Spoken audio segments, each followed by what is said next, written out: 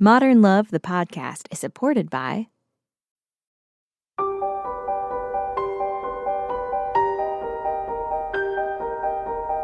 From the New York Times and WBUR Boston, this is Modern Love. Stories of love, loss, and redemption. I'm your host, Meghna Chakrabarty.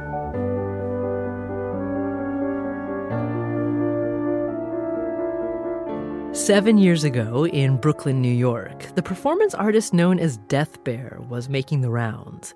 His mission? Helping the brokenhearted. In this week's essay, Lauren Berlin writes about what it was like to invite Death Bear into her friend's home. Russo-Young, director of the film Before I Fall, reads us Lauren's essay, Death Bear Will See You Now. Sunday morning, we sat at Diana's dinette table in Park Slope, Brooklyn, waiting for Death Bear. We considered making him breakfast, but decided not to, thinking he would probably just come in, take the stuff, and leave. We waited. "You think he'll talk to us?" I asked. "It said in the email that he will talk, but that he will only speak to you as Death Bear." We waited some more. Then Diana received the text message announcing his arrival. "He's downstairs!" she shrieked. "Death Bear is downstairs! Oh my God!" She leaped up and rushed down the steps. I followed her out and stood at the top of the stairwell watching. It was January. The eastern seaboard was recovering from a storm.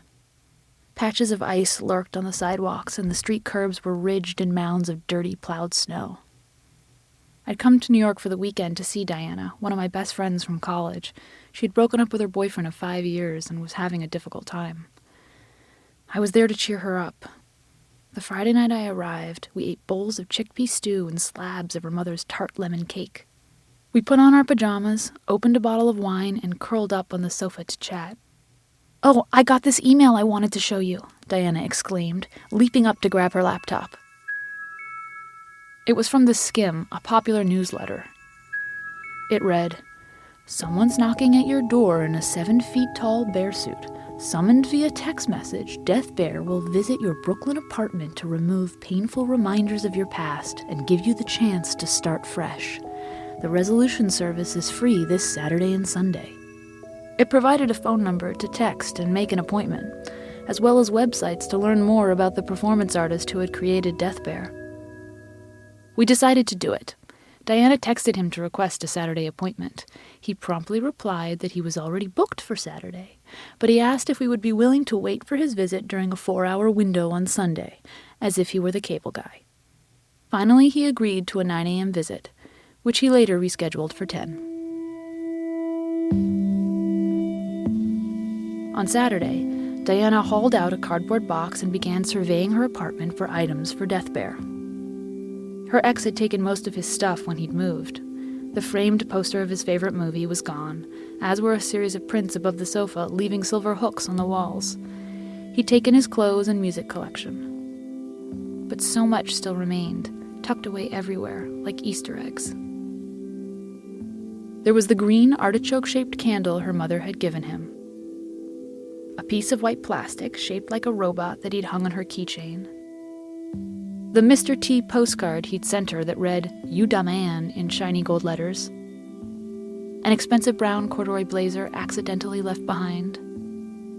The maroon camping vest he'd given Diana one Christmas, which she decided to keep, arguing that practicality outweighed sentimentality on this specific item. The iPod he'd bought her and engraved with the phrase "Diana's anti-stress machine" for her long subway commutes.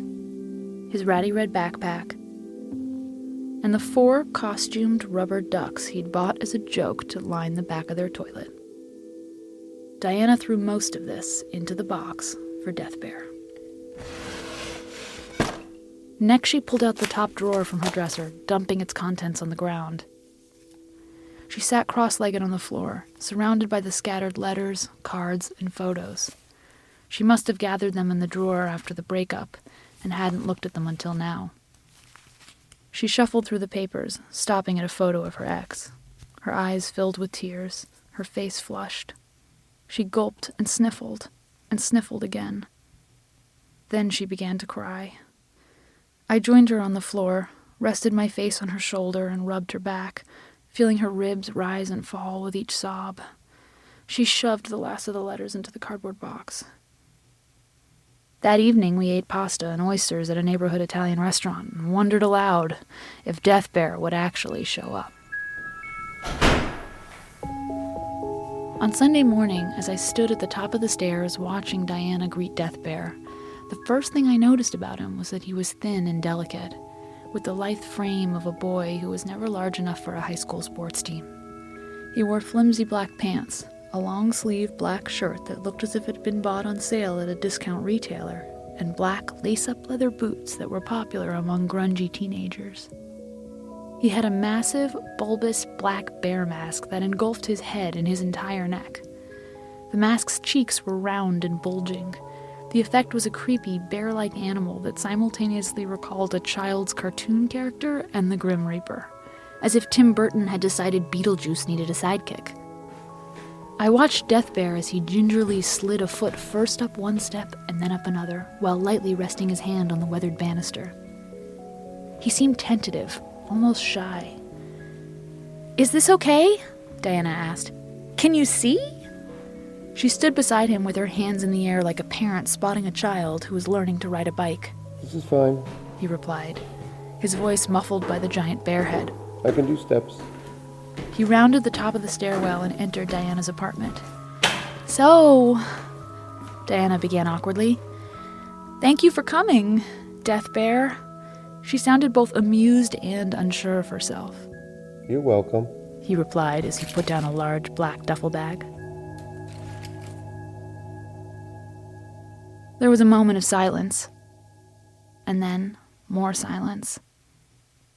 He turned to study the room, like an exterminator searching for signs of vermin, and I wondered if he noticed the empty silver hooks on the otherwise blank walls where Diana's ex's pictures had hung. Death Bear faced Diana. "What do you need me to do?" His voice was kind and distant. "Well, I have some stuff I need to get rid of," Diana said. She didn't mention the breakup. "I don't know how much stuff you can take." He showed her the bag and explained that he could take whatever fit in it. They decided that meant everything but the plastic Viking helmet and the backpack. "Great," Diana said. She sat down next to the box of stuff she had collected and began to pull out items and hand them to Death Bear. The artichoke candle, the corduroy blazer, an old cell phone full of text messages from her ex. Death Bear accepted the items and gently placed them into his bag. He moved deliberately and with care, as if he was preparing to ship them far away and knew they needed to arrive safely. Soon it was time to give him the letters. Death Bear stood silent, facing Diana, his palms outstretched. He had smooth hands that looked as if they weren't done growing, and his wrists, which were just barely visible beneath the cuffs of his black shirt, were slim and square, unusually angular with protruding bones.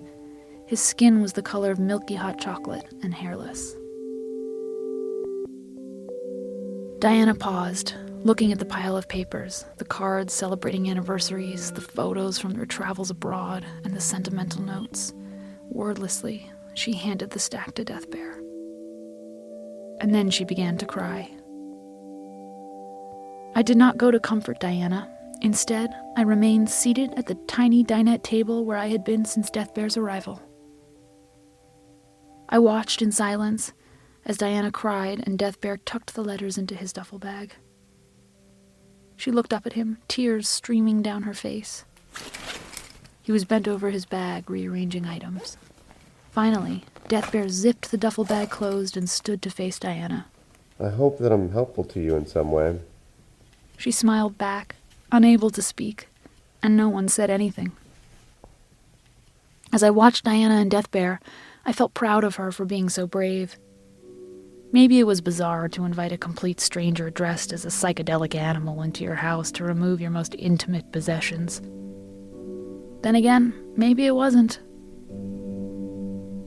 Maybe we all have moments where we need such a stranger, someone whose anonymity allows us to let down our guard and show our raw and battered hearts, to reveal the mess we know ourselves to be.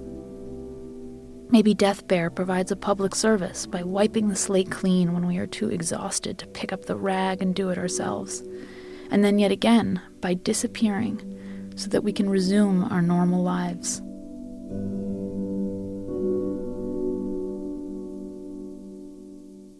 Diana pulled herself together enough that she could now speak.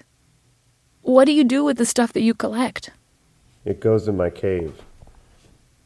Are you going to do an art installation with it? You should. No, I think there are a lot of people who would feel uncomfortable seeing their stuff on display. Huh, she said. I guess. There was silence. Then Death Bear spoke. I should be going. Okay. Well, thank you for coming, Death Bear. You're welcome. Diana opened the door and watched as Death Bear headed towards the stairs. Thanks again, she said. He turned at the stairwell, the black duffel bag stuffed and hanging from his shoulder. And then he was gone.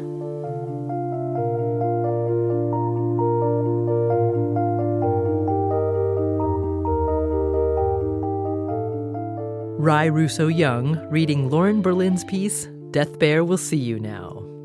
Dan Jones, editor of Modern Love for the New York Times, says this piece was a bit of an oddity for the column. It was a sweet, moving story. I think a lot of the reaction, I know my own reaction, was how it's strange, but you get used to that. And then it becomes very moving when she's handing these things over and handing over letters and handing over these things that have such emotional power. It's sort of all the more remarkable that emotion and that sort of tenderness can overcome this bizarre scene. And in a way, the Death Bear becomes sort of invisible by the end. It's really just about a breakup and a catharsis.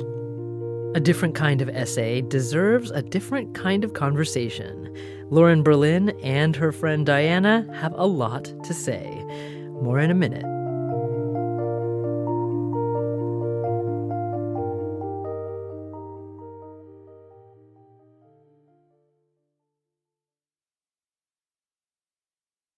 We're back. It's Modern Love, the podcast. I'm Meghna Chakrabarti.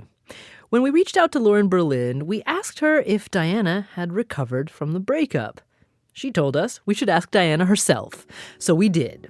Lauren joined us from Evanston, Illinois, and Diana from New York City. And from the moment we all connected, we couldn't help but notice that despite the years and the distance, these two share a really tight friendship. Dee, we have to I feel like we should have like a listening party or something somehow.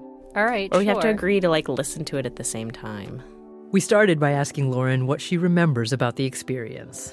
I remember thinking this is so out of character for me. You know, I'm from Oklahoma and all I ever want to do is go to bed early and like eat broccoli because it's good for you. And suddenly there was this, we're going to let this stranger into my best friend's apartment and let her take all this stuff. And I remember part of me felt like I had no business being there. Like I felt like I was watching this incredibly intimate moment that in some ways I wanted Diana to get to have alone. And I felt really bad that I was there. And the other part of me felt really, really glad to be there so that she didn't have to have this experience alone.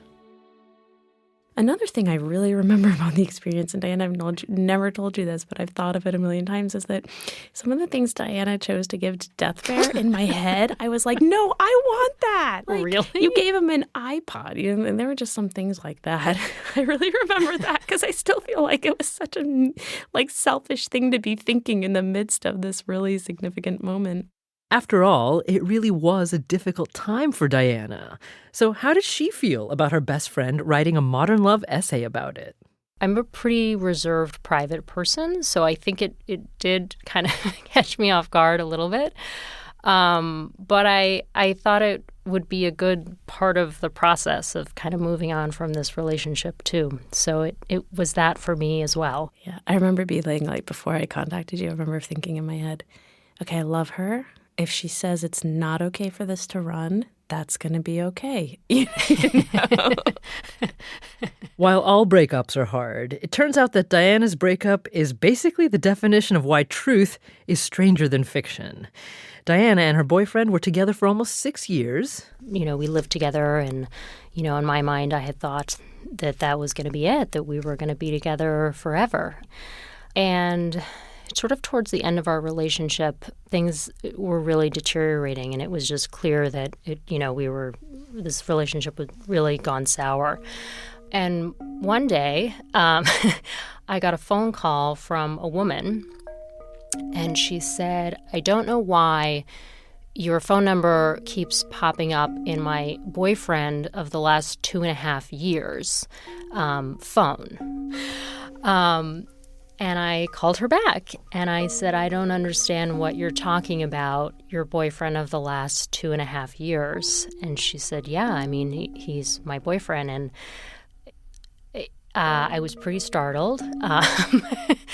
And then we just kind of broke down that, what had been going on. And, it turned out that she said, "I've been in your apartment like 40 times. And I said, "What are you talking about? I mean, I live here. All of my stuff is here."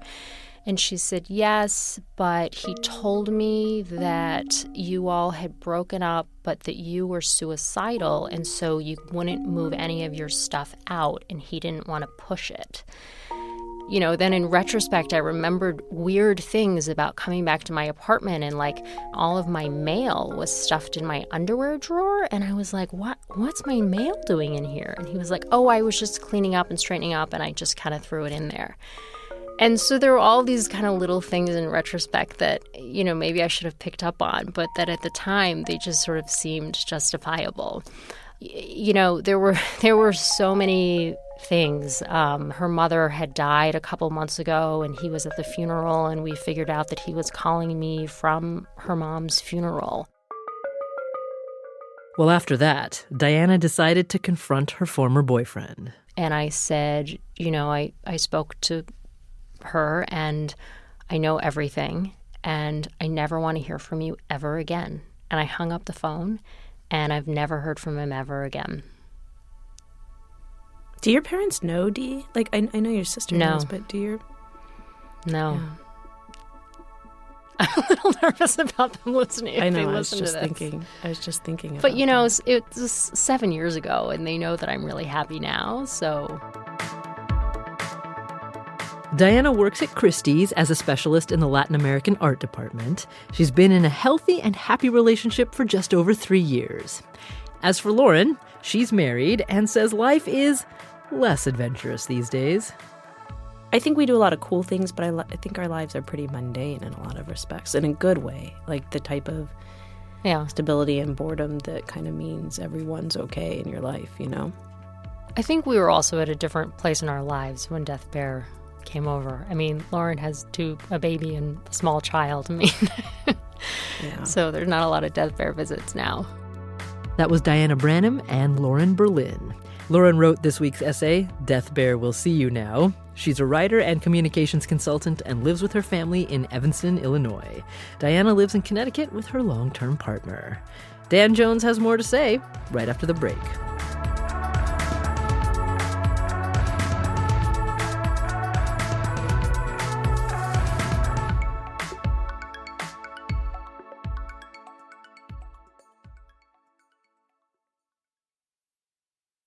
Welcome back.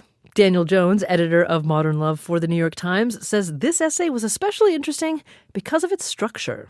It's really told by an observer. It's such a strange scene, and the woman who's going through the breakup is so invested in it that it almost benefits from having this neutral observer who can just describe it. Rarely does this happen in the column, but it worked really well in this case. Dan Jones, editor of Modern Love for the New York Times. We asked Russo-Young about this essay. I liked the way that this story was a way to process loss. It felt unusual and honest to me, and I think that sometimes experiences can be cathartic where you least expect them. And this performance artist sort of strange ritual seemed unexpectedly effective to cope with loss. And I think it's nice to look for catharsis in unusual places. Thanks again to Russo-Young. She's the director of the film Before I Fall, based on the popular young adult novel by Lauren Oliver. It's in theaters now. Next week on the podcast, Laura Dern tells the story of a unique relationship between a priest and a former parishioner. At 71, Ned was in love with a 28-year-old man, and the church was going nuts. Priests sometimes have to ask hard questions, gently, about our parishioners' lives. But mostly we're called simply to offer them the kind of compassionate presence that we believe defines the holy.